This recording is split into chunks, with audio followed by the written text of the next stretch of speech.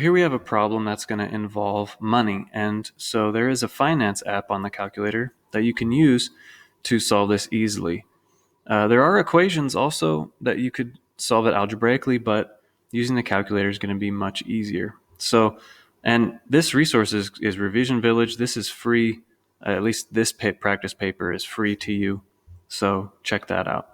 Okay, in this problem, Isabella and Charlotte both receive 80,000 Australian dollars on their 18th birthday to invest for later in their life. Isabella deposits 80,000 in a bank account that pays a nominal annual interest rate of X% compounded monthly. The amount in a bank account after 6 years will be $100,000. Find the nominal annual interest rate. So to find the finance app, we just click on apps, and then it's the first one. And then we want the TVM Solver. So here's where we can enter in everything. And so for this problem, we need to figure out what we're solving for, which in this case is the percent. So that's the I. We're going to leave that blank for now. Compounded monthly is the first thing that stands out to me. That means we need to change the payments per year and the compounds per year to 12. Okay, and notice the compounds per year changed automatically. Now, the second thing is she deposits 80,000. So that's going to be the PV, which stands for present value. So 80,000.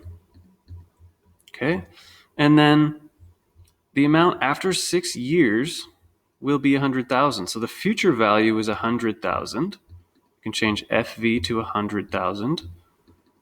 And it said after 6 years, which would be N, but we need to multiply by the number of times we're compounding it. So N is actually 6 times 12, which is 72.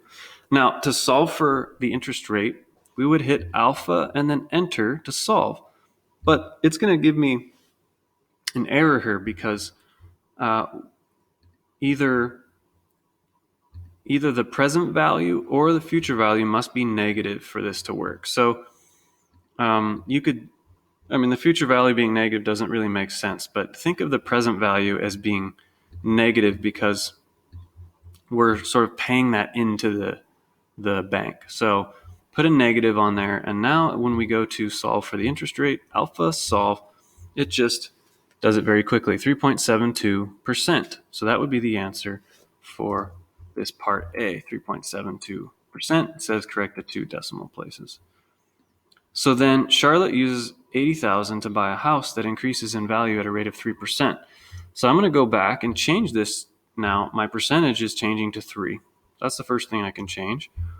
She's using her 80,000 to buy a house. So the present value is still negative 80,000. We want to find the house price after 6 years. So we're going to solve for future value this time. But we need to adjust. It says 3% per year. So the number of compounds per year is changing to 1. So we need to change these 12s to 1s. And then after 6 years, that means this is just going to be 6 times 1, which is 6. Now we can solve for the future value. Alpha, solve, and we get 95,524. And does it say where to round? No. So we should assume 3 significant figures, which would be 95,500 because the 2 is less than 5. So $95,500 would be the answer to part B. I'll make another video where you have to do something with the payments. So stay tuned for that one.